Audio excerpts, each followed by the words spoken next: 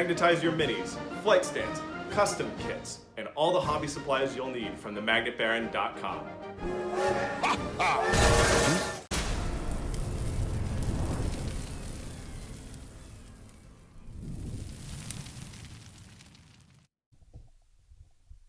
Hello and welcome to the YouTube channel for Craft World, Eldar.com. I'm Brent, and this is the unit focus video on fire prisms. In these unit focus videos, I talk about what the unit is, its role on the table, obstacles to using it effectively, and how best to play around those obstacles. And today we're going to do that with fire prisms. Fire prisms are one of the 4 versions of the standard Eldari tank chassis. So the Wave Serpent is the one that's almost a pure transport with a little bit of shooting. The Falcon is the one that it's like a hybrid combat transport tank that can also deep strike, that has some pretty good shooting, but can also fit a small squad on a character. Solid. And then the Night Spinner is the indirect fire chassis that's on the shelf right now because GW, I think, rightly nerfed indirect fire. And then the Fire Prism is the shooting one, the one that is wholly given over to direct fire target elimination, but despite being direct fire target elimination, nevertheless has some Eldari trickery available to it because of a thing that it can do. And it's big, powerful, super cool looking, despite the age of the model, lance weapon with its transparent plastic crystal bits and pointiness has multiple profiles. So in the lore, fire prisms are like Titan killers. They're really good at taking out heavy battle tanks and Titans, but also they have a dispersed profile that's good into heavy infantry and light infantry. And then from a practical in-game perspective, rather than specifically a lore perspective, fire prisms do fill a niche that Eldari, generally speaking, currently are not great at, and that is long-range hard target elimination. So Eldari are fabulous at hard target elimination at close and medium range, largely because of fire dragons. But stuff that's really far away that your opponent is keeping back can be difficult to reach with our shooting weapons, especially our shooting weapons that are good into hard targets. And so prisms do that. They have a 60-inch range. And then their tricky thing is that 2 prisms, when they're using their focused lance, their anti-Titan and hard target profile, 2 prisms can shoot from the perspective of a single prism. So like you can keep one prism hidden, but it can see the other prism that's just poking out a little bit, and both prisms can shoot as though they were the prism that's poking out a little bit. But that ability has been nerfed in the 10th edition Codex version. A couple of people had written, one of the reasons I'm doing this is some people wrote and said, Brent, now that Knights are dominating the meta, suddenly Knights are so good, is it time to reconsider fire prisms, which, theoretically are Titan killers? And my answer to you, audacious autarchs, is probably not. I do think that there is a way to build a good list around some fire prisms, and I'll talk about that. Then in the hands of a really skilled player, and the combinations with the right other things might be really good. But generally speaking, I think prisms are currently a B-list unit. And even though they do have very powerful shooting, their anti-hard target elimination is not quite reliable enough into a diversity of targets because it's so it doesn't have a lot of attacks, so that runs into issues with invuln saves especially. And then their anti-heavy infantry profile, while good, is just overpriced if that's what we want it for. Like Dark Reapers do it way more efficiently for far fewer points. Fire prisms are 150 points, and generally if you want 1, you want 2, so then you're rolling in at 300, and that's a lot. Okay, let's take a look at the data card, and we'll go from there. So the Fire Prism has the standard Eldari chassis stats, right? So it's got a 14-inch move. It's toughness 9. It has a 3-up save. It has 12 wounds. It's got the leadership 7-up and OC 3. And then the only decision you have to make when you are going to put the tank in your list is whether you're giving it twin-link shuriken catapults or a shuriken cannon. You always give everything a shuriken cannon, so that's not really even a decision. So you've got a shuriken cannon on there. That's nice. but normally you'll be too far away with the prism to use it. And then the prism cannon has the two different profiles. The focused lances, which also just look cool with their translucent plastic, pointy. This model is old, but still looks good. And I guess by Eldar standards, maybe even not that old. The focused lance with its 60-inch range has only 2 attacks, but hits on 3s, strength 18, really high strength, -4 AP, so it just goes straight through normal heavy armor, flat 6 damage. Gotta love flat 6, seems very reliable. And then it has the crystal targeting matrix, which lets it reroll when it shoots. It can reroll 1 hit roll and 1 wound roll. And so we end up with like some weird math around this. There are only 2 shots on the prism cannon, but the average result, the most common result against a hard target out in the open with no cover probably would be to do 12 damage, because if you roll 2 dice to hit and you're hitting on 3s, statistically you should hit with 1.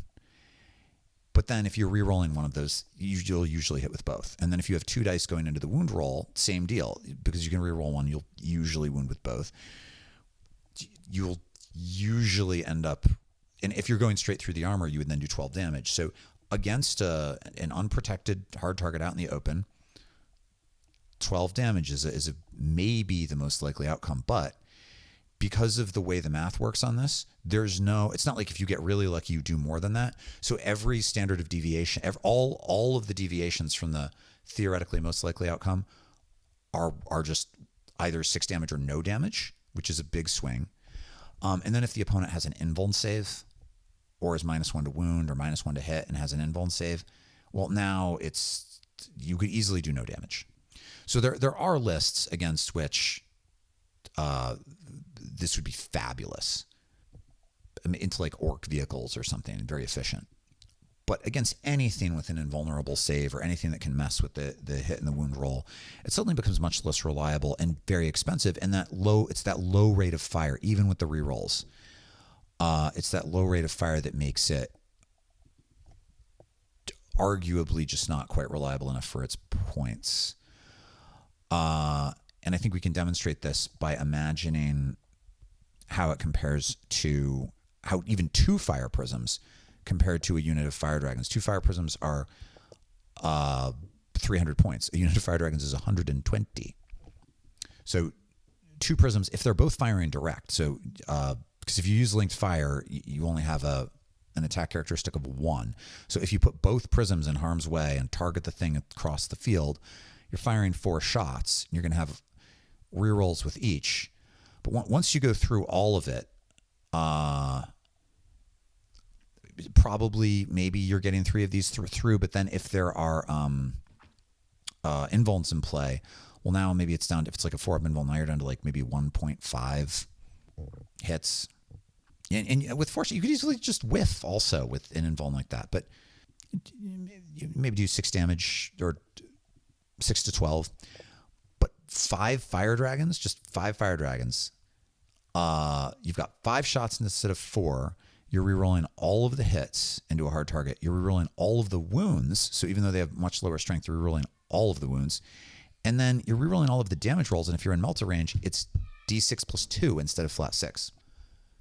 And it's for this reason that fire dragons really are the golden unit in Eldari lists right now. Like, they're the one auto-include. One of the most popular anti-knight builds is 2 units of 10 fire dragons, or you can have a 10 and a 5 with the Phoenix Lord. And that makes it possible for Eldari players to kill 2 knights in a single round of combat. And I actually think that this is the reason that Eldari still have a 47% win rate after the Ynnari nerfs instead of something even lower. Because Codex Eldari really do struggle. They're overcosted. But fire dragons they enable Craft Worlds players to be sort of like a spoiler for some of these knight lists and GTs.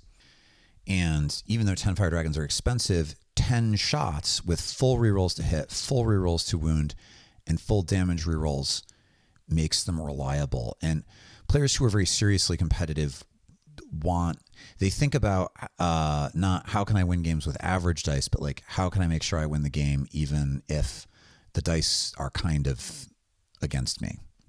And Fire Prisms really don't offer that. They don't. And even though they have a 60-inch range and Fire Dragons have to be, right on top of something to trigger the Melta effect, the terrain layouts are such that there are some corridors where a 60-inch range is really, really valuable. But it's not that hard to move up the field with anti-hard target infantry, especially in transports. And Eldari have really good transports, and Battle Focus helps with that. And here's the other thing. At the beginning of the edition, it was possible for 2 prisms to shoot with full effect from the perspective of 1 prism and then to fire and fade with the prism. But fire and fade doesn't, even if you are running Warhost, it doesn't work on vehicles anymore. So you can't. The only way to try to pull that trick now is with Battle Focus, with fade back, but you've got to get shot first. And a toughness 9 3-up save that definitely has cover with 12 wounds is likely to survive a single round of shooting from something. It should. But in a meta in which people are worried about knights, most players have a lot of stuff that's pretty good into hulls. And Fire Dragons don't have an invuln save, Fire Dragons. Fire Prisms don't have an invuln save. Fire Dragons do have an invuln save. So for all of those reasons, these end up not being our best answer to Titans. That said, the second shooting profile on the Prism, the dispersed pulse, is very good into heavy infantry.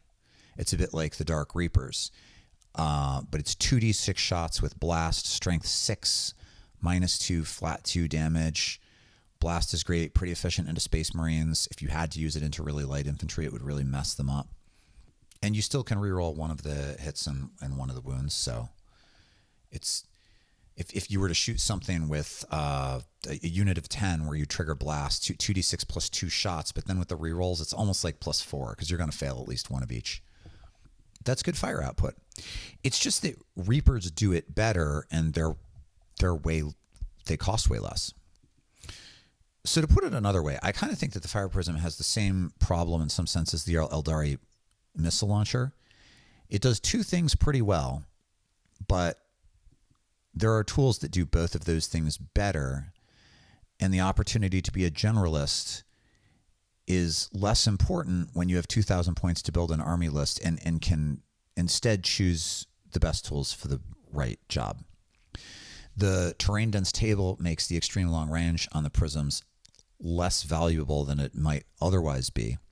And the durability provided by the hull, while valuable, because your Prisms will probably be some of the only hard targets in your list. Maybe you've got a transport, maybe you've got a Wraith Lord or something. But in a meta where a lot of people are trying to bring enough firepower to pop knights, it's not going to be like hard, right, to take out your Prism, and you probably have something else you want to use fade back on also. But if you are going to use Prisms, and I certainly think you could. I think they're certainly fine for like mid-table, mid-level play. I guess mid-table and mid-level are probably not actually the same thing, but they're probably fine in a lot of store metas. And if you're going to use them, here's what I would do. 1, make sure you try to lean into the fact that they do have extremely long range and find ways to capitalize on that. And make sure you have enough tools in your list that you can pop something at extremely long range, like every turn. So 2 prisms, sure. Maybe if you're doing it, even 3, because with 6 shots with rerolls on every tank, now you probably really can kill something. Or 2 and enough Dark Reapers to help get the job done, which also have very long range on their weapons. But if you're doing that, don't take the Tempest Launcher on the Exarch. You just want straight killy power. And have stuff that will play hard and dirty in the midfield to keep your gun line, to let that like backfield gun line really outrange your opponent. And I wouldn't use, I would not try to use linked fire the way it's been traditionally used. That is to be like, well, I'll keep one out of line of sight and I'll fire 3 shots and I'll do fade back. I mean, there might be some situation in which you want to, but I think it's just, I wouldn't. Instead, here's how I think about linked fire. You position your prisms to target different things that if they have 12 wounds, each prism might be able to destroy. And like you fire with the prism that is targeting the more high value target to start with. And if the other prism can't also see that target, but can see the prism you shot with, what linked fire becomes as an insurance policy. It's like, if I don't quite pop it with the one, I can probably finish it off with the other. But I would say the first thought here is, if you're going to include them, have enough really long range, reach out and touch somebody fire in your list that you can be reliably blowing away at least one super durable thing, like way in your opponent's backfield every turn. The other situation in which you might be able to get some use out of them would be if you were doing, I talked about this when I talked about the Avatar, if you were doing a durability build, where you were running, like maybe you're running Spirit Conclave and you've got 3 Wraith Lords and some heavy Wraith infantry, and if you did have the 1 Wraith Knight with the 2 cannons and you had a couple fire prisms, that would be crazy long range, reach out and touch somebody, kill anything, target a limb. And you could also zoom up the field and get crazy angles on your opponent's flanks, going around the edge of midfield terrain with star engines. And we have other really fast stuff in our lists that could then screen the tanks, like spiders and hawks. You could even bring a Warwalker out of reserve on a flank to target a hard target with a couple of star cannons, or maybe a couple of Bright Lances, or a Bright Lance and a star cannon to also get an additional -1 AP, which would strip any cover it had, and then get in there with the prism like on the extreme angle. But if you do have a lot of durable stuff in your list, then the durability of the hulls on the prisms might actually matter. And as I said in the Avatar video, there was at least one durability Eldari list that had some real success recently. One of the Spirit Conclave lists. And don't forget the Shuriken cannons. If you are moving into the midfield with some prisms to get an angle, maybe you can shoot with your Shuriken cannon too, and that's pretty good. That becomes some actually really, in combination with the dispersed pulse for anti-infantry. A Shuriken cannon with the dispersed pulse with the rerolls becomes some pretty solid anti-infantry elimination. It's just to get that aggressive with the tank, you've got to have a lot of, you've either got to be screening it or have a lot of other stuff putting pressure on your opponent's force. So big takeaway, 30,000 square feet here, 30,000 feet here. Can you use your prisms? Yeah. Should you take them to a GT that you're trying to do really well in? No. But that's not because they totally suck. It's because they're not going to be consistently reliable. They just don't roll enough dice into hard targets to mitigate the fact that they're expensive and they don't have a way around invulns. So what you would end up with would be games in which your prisms were MVPs. You get moderately hot dice and they just blow things out of the water, and other games in which they're utterly useless. And it's a pretty fair bet that you can find something that does a specific job better and more reliably for the 300 points or the 450 points it would take if you wanted to have 3 of them. But they're not terrible. They're not a bad unit. In fact, I think in casual play, they're still quite good. And in combination with Dark Reapers, again, if you some prisms and some Dark Reapers, especially into like Space Marine lists, that's absolutely brutal. So that's what I've got. Next time, I promise to talk about a unit that I think is one of our most competitively viable units, and I'll be back with that again soon. But until then, feel free in the comments below to talk about how you think Fire Prisms might best get mileage in the current 10th edition meta, or just say, what's up, fellow pointy ears, to help out the algorithm. Many thanks, as always, to my patrons and to my sponsor, the Magnet Baron, and to all of you who've taken the time to listen to this content. Until next time, take care.